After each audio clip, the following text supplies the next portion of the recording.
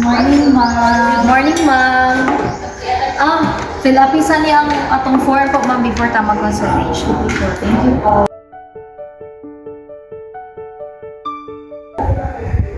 Unsa man ni? Unsay assess for red flags? Unsay chest pain? Di mo kasabot ani oy? Ma'am, namoy tanong Bisaya ang form ani ma'am. Di mo ko kasabot.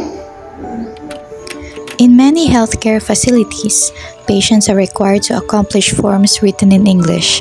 However, not all individuals are familiar with medical terms, which may cause confusion and hesitation before consultation.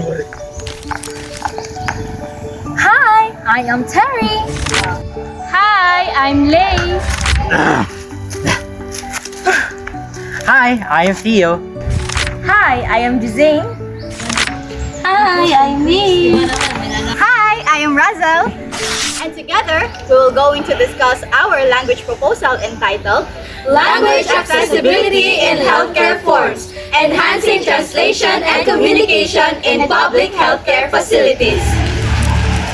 Our proposal focuses on how language affects the way patients understand healthcare forms in public healthcare facilities. Many healthcare forms are written in English, but not all patients are comfortable or fluent in the language.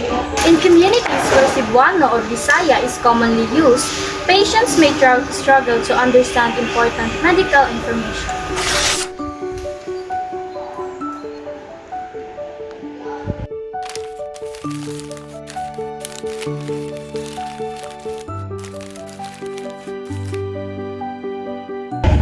Our proposal aims to improve healthcare communication by making healthcare forms more understandable and accessible to patients. We want to include translations and simpler language, especially for patients who are more comfortable using Cebuano or Bisaya. Healthcare forms are very important because they contain medical history, personal information, prescription, and contact details. But when patient cannot fully understand the forms, confusion and misunderstanding may happen. This proposal believes that language should help patients, not a barrier to health care. Clear communication in healthcare ensures that patients can confidently provide accurate information, which is essential for proper diagnosis and treatment.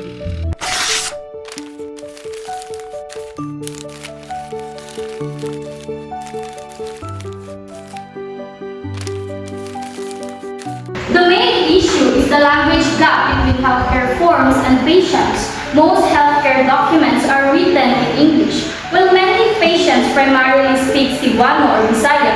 Because of this, some patients rely heavily on healthcare workers to explain every part of the form. Yes, Theo? But is it really enough to just rely on guiding the patients orally? Yes, Theo. Although health workers try their best to help through oral translation, patients still cannot fully accomplish the forms independently. This communication gap may lead to incomplete answers, misunderstandings, and difficulty in following healthcare instructions properly.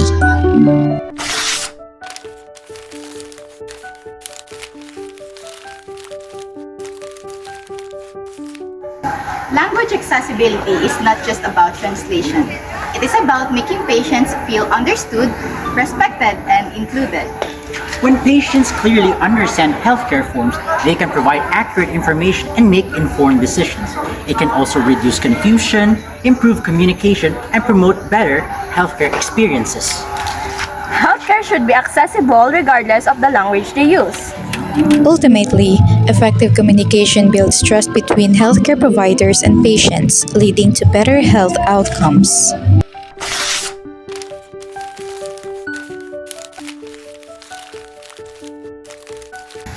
As students, we explored this issue through fieldwork and interviews. We conducted in-depth interviews or IDIs with healthcare workers from Barangay Langgam and Barangay Poblacion in Maco, Davao de Oro. We interviewed healthcare workers such as nurses and barangay health workers to understand their experiences with language barriers. At first, we were nervous, but the healthcare workers were very accommodating and supportive.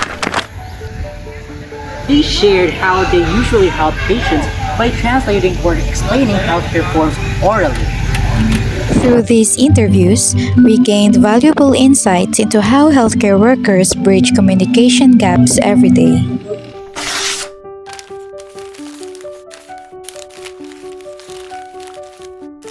From our interviews, we discovered that healthcare workers often act as language bridges between English healthcare forms and patients. We also found that patients understand better when explanations are given in Cebuano or Bisaya. Because of this, our proposal recommends creating healthcare forms with simpler language and translated versions. We also encourage culturally appropriate and patient-friendly communication. These can help patients complete forms more independently and confidently. As students, this study helped us realize how powerful language is in healthcare. It's not just about words. It's about understanding, trust, and care. Every patient deserves to understand the forms they are filling out. Because healthcare should be accessible to everyone. No one should feel confused or left behind because of language. Language should never be a barrier to healthcare.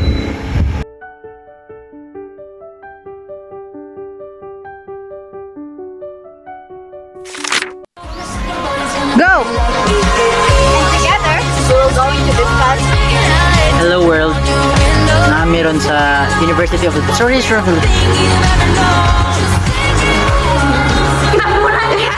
respected and included. How good